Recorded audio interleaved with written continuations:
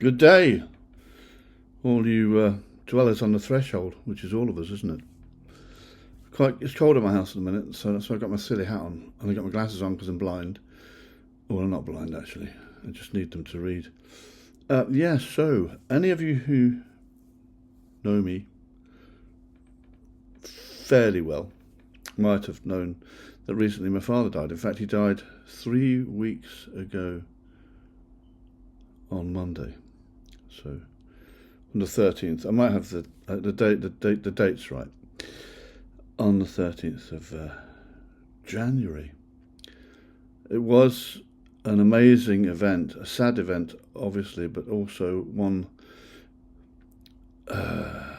full of peace and full of some kind of calm. Family together in the room, and my dad passed away, thankfully, and in such a peaceful manner. And it was a very moving experience, as I'm sure it is for most people, not for all, but most people, when a loved parent passes away. My pathway through life hadn't always been easy with my dad. I'd been a prodigal son, not a particularly good one. But when we came to our end, I think we kind of understood a little bit more about each other. I certainly understood more about my dad. I think it's easier that way around if you have an open mind to understand older people. Things are a little bit more difficult, although that's not exclusive. For older people to understand young people can be a little bit more complex because of how things change. But anyway, we loved each other, so that's all that counts. And I was very surprised after the funeral. I didn't feel terribly sad. My dad had been ill for a long time, and I don't want to dwell on this because it's like this is probably not that interesting. But my dad had been ill for a long time. I didn't feel terribly sad. I felt guilty about not feeling terribly sad. I was just happy for him that his suffering was over. And my mother has been fantastic since my dad's gone. Obviously, she's sad and she has tough times like everyone does on the passing of a loved one. But she's really strong. She's been really strong, and I'm amazed by her, to be honest. And but there was such a feeling of love and peace at that time. And then on my father's, the day of his committal and his funeral, so to speak, there was a lot of love in the room, and it was great. And it really wasn't a terrible, sad, heartbreaking experience. Well, at times when you're on your own, like, when you move away from the ceremony and from all that, the closeness to it, and there are times when it creeps up on you. And I'm, this is new to me. I hadn't lost a parent. Anyway, so I've written this actually for my mother, and it's called of sorrowful songs there is no fear. Because the last thing we wanted was to have that event to be grim, and it wasn't.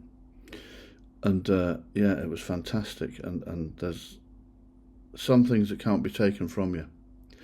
Just about everything in life gets taken from us.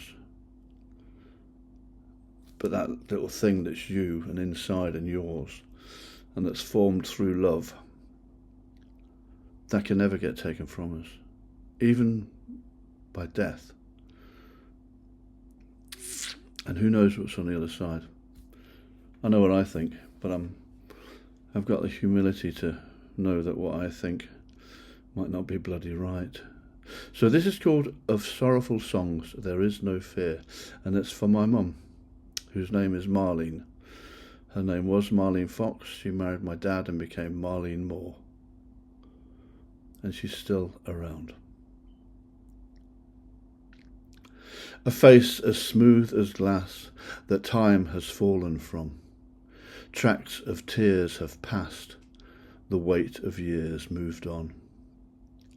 Hands purpura petalled, fold like angels' wings, hair as gentle snowflakes a midnight clear might bring. A robin on a window ledge, a flower full in bloom, the sacred vows of love's long pledge, a summer gone too soon.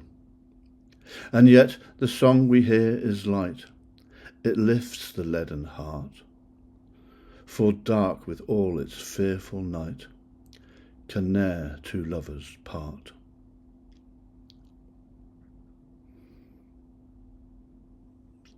Of sorrowful songs there is no fear. There isn't. There are only joyful songs.